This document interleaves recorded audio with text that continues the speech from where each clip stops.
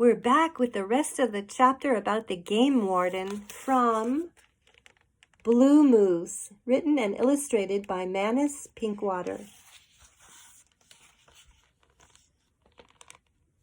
We've just met Mr. Bobowitz, who has been talking to Mr. Breton. When Mr. Bobowitz came to see Mr. Breton, the moose had been downstairs to help Mr. Breton eat a giant breakfast, and then he had wandered back to his room, and here he is, stretched out on his bed.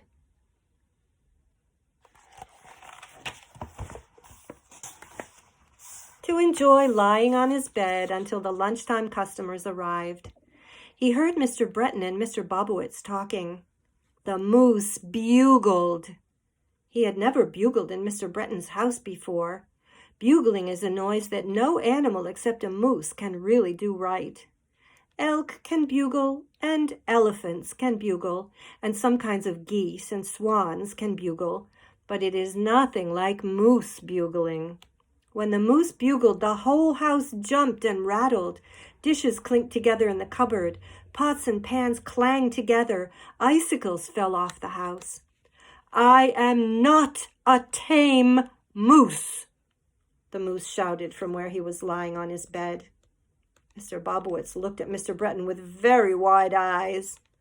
"Was that the moose?" The moose had gotten out of bed and was clumping down the stairs. "You're flipping right, that was the moose," he growled. The moose clumped right up to Mr. Bobowitz and looked at him with one red eye. The moose's nose was touching Mr. Bobowitz's nose. They just stood there looking at each other for a long time.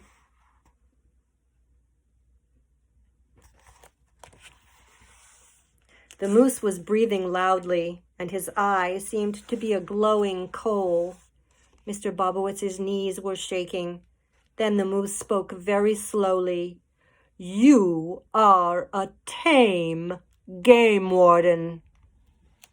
The moose turned and clumped back up the stairs.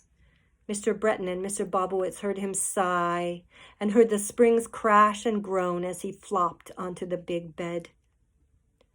"Mr. Bobowitz, the moose is not tame," Mr. Breton said. "He is a wild moose, and he lives here of his own free will. He is the head waiter." Mr. Breton spoke very quietly because Mr. Bobowitz had not moved since the moose had come downstairs. His eyes were still open very wide, and his knees were still shaking.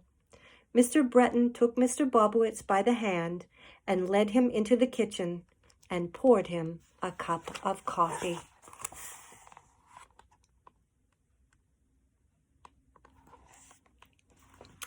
And I'll be right back with the next chapter.